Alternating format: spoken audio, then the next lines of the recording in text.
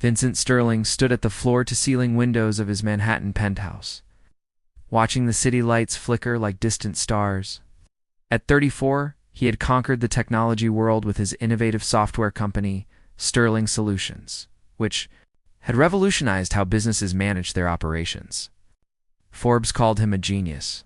Business journals labeled him unstoppable. Yet tonight, as he adjusted his bow tie for another charity event, he felt the familiar emptiness creeping through his chest. His phone buzzed with a message from Thomas, his assistant and only real friend. The car was waiting downstairs. Vincent took one last look at his reflection in the mirror. The man staring back wore an expensive tuxedo and carried an expression that revealed nothing. Perfect for tonight's performance, the wounds from his past ran deeper than most people knew. Vincent's parents had divorced when he was 12, his mother leaving his father for a wealthy investment banker who promised her the world. He remembered standing in their modest kitchen, watching his father cry for the first time. That image had burned itself into his memory, teaching him a lesson he carried into every relationship. People chose money over love. Always, throughout college and his early career, Vincent had watched this pattern repeat itself. Women who seemed genuine at first would eventually ask about his growing bank account, his business plans, his investment portfolio. The questions always came. The disappointment in their eyes when he wanted simple dinners instead of expensive restaurants told him everything he needed to know. So he built walls, brick by brick, until his heart became a fortress that no one could breach. An unexpected encounter. The Monroe Foundation Gala was held at the Grand Celestial Hotel, a venue dripping with crystal chandeliers and marble floors that reflected the elegance of everyone who walked across them. Vincent arrived fashionably late, scanning the crowd with practiced indifference. Businessmen shook his hand. Socialites tried to catch his eye. He smiled politely but felt nothing. Then he saw them.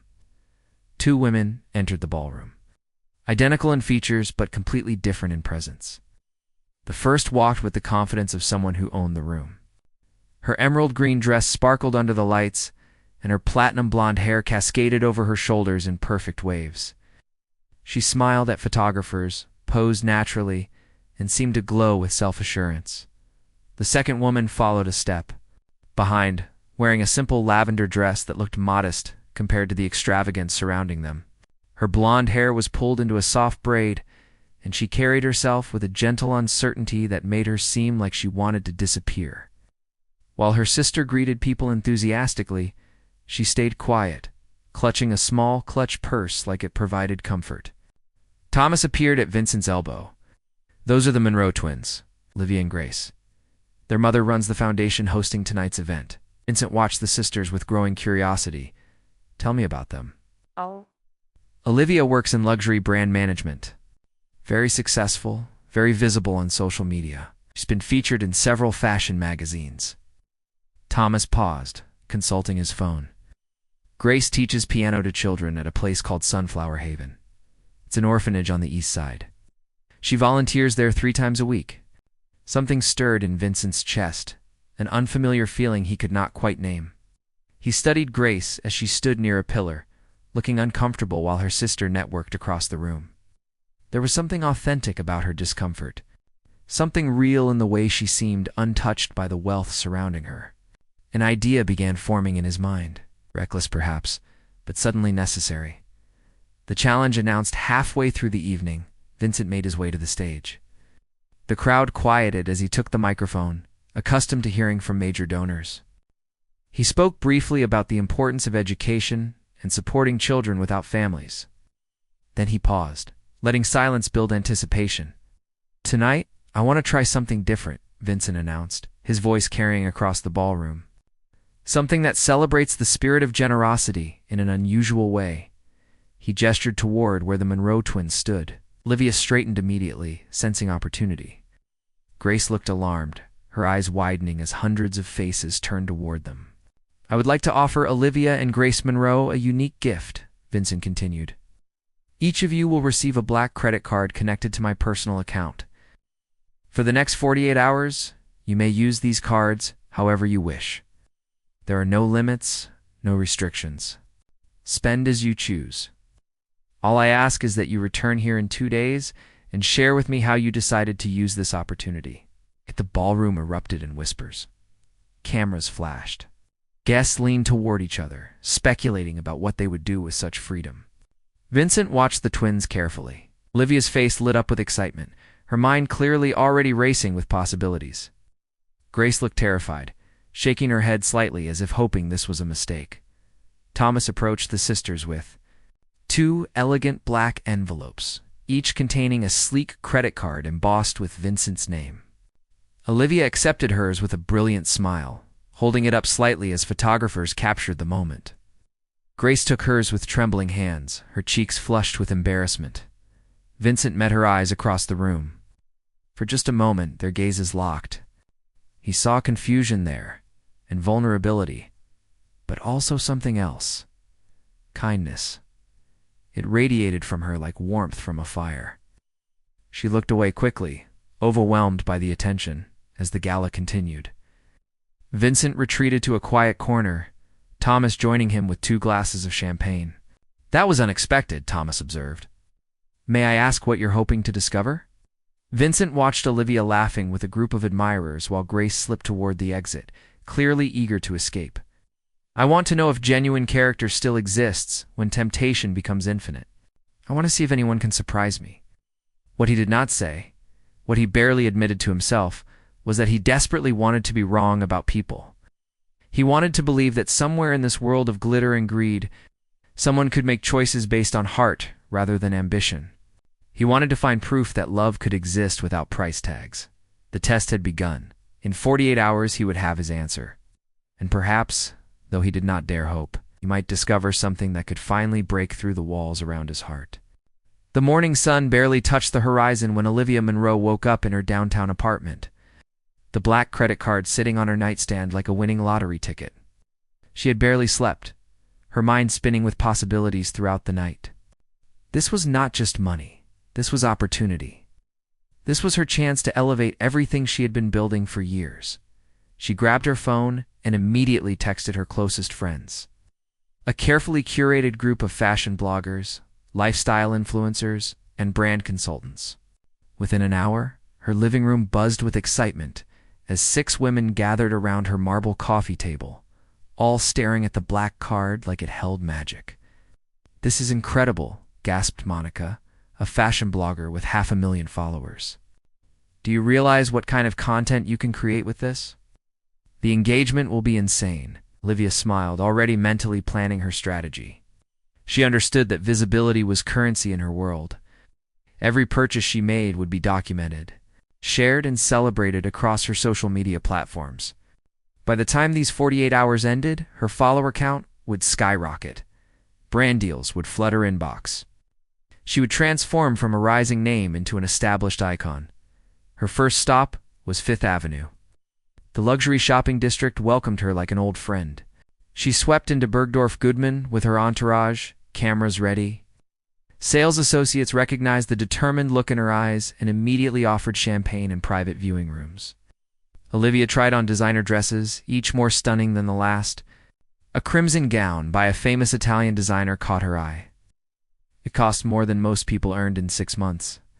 She did not hesitate. "I will take it," she declared, handing over the black card and the matching shoes, and that diamond bracelet in the case. The purchases continued throughout the day. She moved from store to store, like a queen touring her kingdom. Handbags from Paris, perfumes from exclusive collections, a vintage watch that once belonged to a Hollywood actress. She bought a leather jacket simply because it looked perfect for her next photo shoot. Her friends documented everything, their phones constantly recording as Olivia posed and smiled and selected items with practiced confidence. By afternoon, Olivia had spent a fortune, but she was just getting started. She took her group to an upscale restaurant where they ordered the most expensive items on the menu. Champagne flowed. Laughter echoed. She felt alive, powerful, like she was finally touching the life she had always deserved. When strangers recognized her from social media, she graciously posed for selfies, her fame growing with each passing hour. That evening, she booked appointments at the most exclusive spa in the city. Facials, massages, treatments, using gold-infused creams. Her friends joined her, all of them pampered like royalty. Olivia closed her eyes during her massage, feeling tension melt away. This was what success felt like. This was what she had worked so hard to achieve. The second day brought even more extravagance. Olivia hired a professional photographer for a private fashion shoot in Central Park. She wore her new designer outfits, the autumn leaves providing the perfect backdrop. Her social media exploded with comments and likes. Fashion magazines messaged her for interviews. Everything was unfolding exactly as she had envisioned. A different kind of wealth while her sister painted the town in luxury. Grace Monroe sat in her small studio apartment, staring at the black card with growing anxiety. She had barely touched it since returning home from the gala. The whole situation felt surreal, like a strange dream she would wake from any moment. Her apartment reflected her personality. Simple furniture. Walls decorated with children's artwork from her students. A well-worn piano in the corner where she practiced every morning. She earned enough from her teaching to cover rent and basic expenses, nothing more. She had never desired wealth. Music filled her life in ways that money never could. But now, holding this card, she thought about all the people she loved who struggled daily. The children at Sunflower Haven who wore donated clothes and shared worn-out toys. Mrs. Chen, the elderly widow next door who could barely afford her medications. The small community church that needed a new roof before winter arrived. Grace had always wished she could help more, do more, give more. Perhaps this strange gift was her chance. She made a list, her handwriting careful and deliberate. Not things she wanted for herself, but things that could bring joy and relief to others. Then she put on her comfortable jeans and sweater, grabbed the card, and set out into the city with a purpose that had nothing to do with glamour. Her first stop was a medical supply store. She purchased a 3-month supply of medication for Mrs. Chen, along with a comfortable walking cane to replace the rickety one the elderly woman had been using for years. The gratitude in Mrs. Chen's eyes when Grace delivered the items made her heart swell. Next, she visited a children's clothing store. Not a designer boutique, but a practical shop where families shopped for growing kids. Grace bought warm winter coats, sturdy shoes, and comfortable clothes for every child at Sunflower Haven. She arranged for everything to be delivered directly to the orphanage. The store manager, touched by her generosity, offered to gift wrap everything free of charge. Grace walked through the city with quiet determination. She stopped at a music store and purchased quality instruments for the orphanage. New violins, guitars, a professional keyboard to replace the broken one they had been making do with. She bought music, books, and sheet music, imagining the children's faces when they discovered these treasures. At a bookstore, she selected hundreds of books. Stories about adventure, friendship, and courage. Books that would transport children to magical worlds and teach them that dreams were worth pursuing. The bookstore owner helped her pack everything. Moved by the purpose behind her purchases, she visited the community church and spoke with Pastor Williams. The roof repairs would cost significant money the small congregation had been trying to raise for months. Grace handed him an envelope with a check, enough to fix the roof and repair the old heating system before winter cold arrived. The pastor's eyes filled with tears. Throughout both days, Grace moved through the city like a gentle wind, touching lives quietly. She paid off medical bills for families she knew were struggling. She bought groceries for the food bank. She funded art supplies for after-school programs. Every purchase was thoughtful, every dollar spent with careful consideration for how it could bring the most good. On the second evening, she sat in her apartment surrounded by receipts and confirmation emails. She had spent a tremendous amount, but felt no guilt. Instead, she felt peace. The black card had given her something precious. Not the ability to buy luxury for herself, but the power to ease suffering for people she cared about. The observer in the shadows, what neither sister knew was that Vincent Sterling had been watching. Not directly, but through Thomas, who discreetly followed their activities and reported back. Vincent sat in his office. Listening to updates with growing fascination, Thomas described Olivia's shopping spree with neutral precision. The designer clothes, the expensive meals, the spa treatments. Vincent nodded, unsurprised. This was exactly what he had expected. Olivia was doing what most people would do when given unlimited resources. She was indulging, elevating her status, investing in her image. There was nothing wrong with it. There was nothing remarkable about it either. Then Thomas described Grace's activities, and Vincent found himself leaning forward, listening intently. She bought medications for an elderly neighbor, winter clothes for orphans, musical instruments for children. She paid for church repairs. Thomas consulted his notes. She has not purchased a single item for herself. Not one piece of clothing, not one luxury, nothing. Vincent sat back in his chair, stunned. Nothing for herself? Nothing. Every purchase has been for other people. Something shifted inside Vincent's chest. A crack appeared in the walls he had built so carefully over the years. He had designed this test expecting to confirm his beliefs about human nature. Instead, he was confronting evidence that contradicted everything he thought he knew. Grace Monroe had been given unlimited wealth for 48 hours, and she had chosen to spend it on others. Not for social media attention, not for recognition. She had moved through the city quietly, helping people who would never even know a billionaire's money had touched their lives. Vincent walked to his window, staring out at the city lights. Somewhere out there, a shy piano teacher was proving that genuine goodness still existed, that kindness could survive even when temptation was infinite, that some hearts remained uncorrupted by greed. For the first time in years, Vincent felt something he had almost forgotten. Hope and something else, something warmer and more frightening. The beginning of feelings he had sworn never to risk again. Tomorrow the sisters would return. Tomorrow he would hear their stories firsthand. And tomorrow, Vincent suspected, his carefully controlled life might change forever. The 48 hours were almost over. The test was nearly complete. But Vincent was beginning to realize that he might be the one who had been tested all along. Vincent. Sterling paced across his penthouse office, unable to settle the restless energy coursing through him. The floor-to-ceiling windows overlooked the city, but he barely noticed the view. In less than an hour, the Monroe sisters would arrive to share how they had spent the past 48 hours. He had orchestrated this meeting with his usual precision, yet now he felt strangely nervous. Thomas entered, carrying a folder with detailed reports.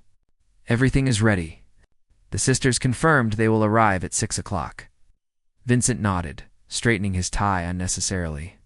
He had changed clothes 3 times that afternoon, finally settling on a charcoal suit that felt too formal. Then he had changed again into dark slacks and a simple white shirt. He could not remember the last time he had cared about his appearance beyond basic professionalism. You seem anxious? Thomas observed with the familiarity of a longtime friend. I am conducting a social experiment, Vincent replied, his voice too controlled. I want to ensure proper documentation of the results. Thomas smiled knowingly, but said nothing. He had worked with Vincent long enough to recognize when his employer was lying to himself. The penthouse had been prepared with careful attention, comfortable seating arranged near the fireplace. Refreshments on the side table, soft lighting that created warmth without being too intimate. Vincent wanted the sisters to feel comfortable, though he could not quite admit to himself that he particularly wanted one sister to feel welcome in his space. Confidence and glamour Olivia Monroe arrived first, making an entrance that commanded attention even in a private setting. She wore one of her new designer dresses, a stunning creation in midnight blue that hugged her figure perfectly. Her hair cascaded in professional waves, her makeup flawless. She carried herself like someone accustomed to being photographed, which, over the past 2 days, she certainly had been. Mr. Sterling, she greeted warmly, extending her hand. Thank you so much for this incredible opportunity. You have no idea how much it meant to me. Vincent shook her hand, noting the confident grip, the direct eye contact, the polished presentation. Please, call me Vincent. I am eager to hear about your experience. Olivia settled into the leather chair with natural grace, crossing her legs elegantly. She pulled out her phone, ready to share documentation of her journey. I have to say, these past 48 hours have been absolutely transformative. I have always believed that success should be visible, that we should celebrate achievements and inspire others through our choices. She began scrolling through photographs on her phone, showing Vincent the designer boutiques, the elegant restaurants, the spa treatments. Her social media engagement had tripled. Fashion brands were reaching out with partnership offers. A lifestyle magazine wanted to feature her in their next issue. I invested in my brand, Olivia explained, her enthusiasm genuine. Every purchase was strategic.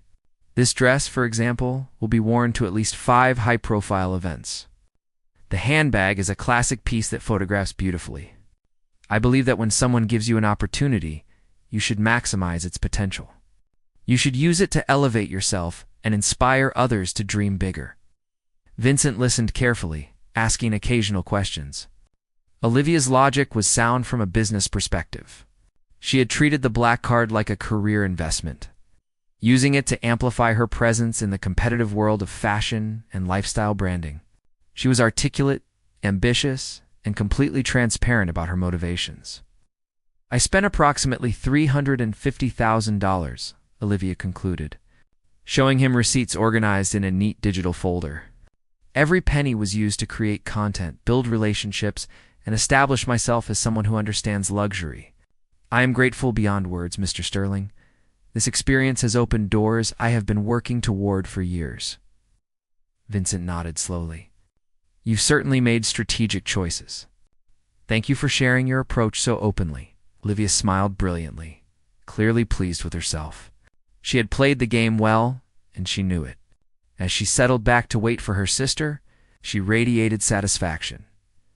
Quiet Grace Monroe arrived 10 minutes later, slipping into the penthouse so quietly that Vincent almost did not hear the door. She wore the same lavender dress from the gala, clearly her nicest outfit.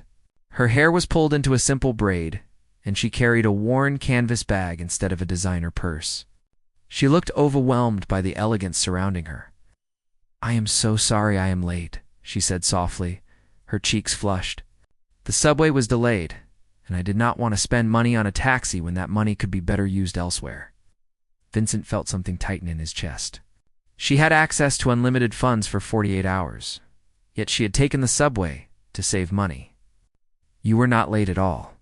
Please, sit down. Would you like something to drink? Grace shook her head, perching nervously on the edge of the sofa. She glanced at her sister, who gave her an encouraging smile, then looked at Vincent with anxious eyes. I need to apologize, Mr. Sterling. I probably did not use your gift the way you expected. I hope I have not disappointed you. Please, tell me what you did, Vincent said gently, sitting across from her. I am genuinely interested. Grace took a deep breath, her hands clasped tightly in her lap. I teach piano at an orphanage called Sunflower Haven. The children there have so little.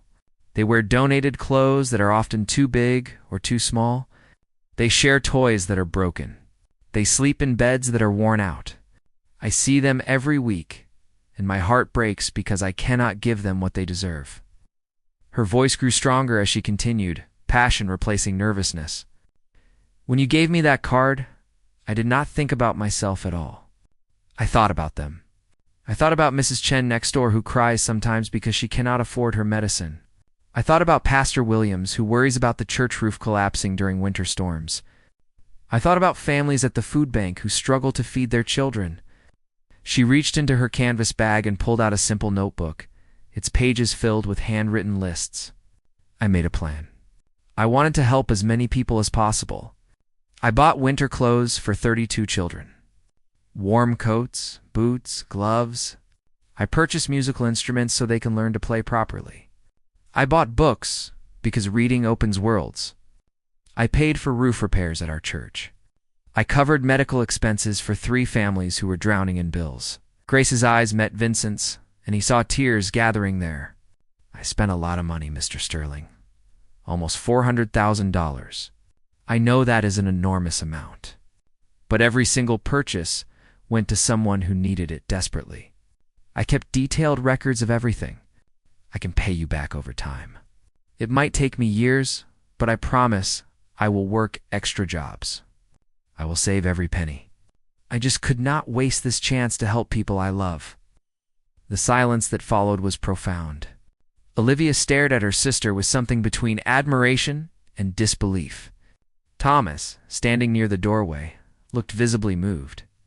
Vincent sat frozen, his carefully constructed worldview crumbling around him. Walls come down. Vincent stood and walked to the window, his back to the room. He needed a moment to compose himself, to process what he had just heard. His mother had left for money.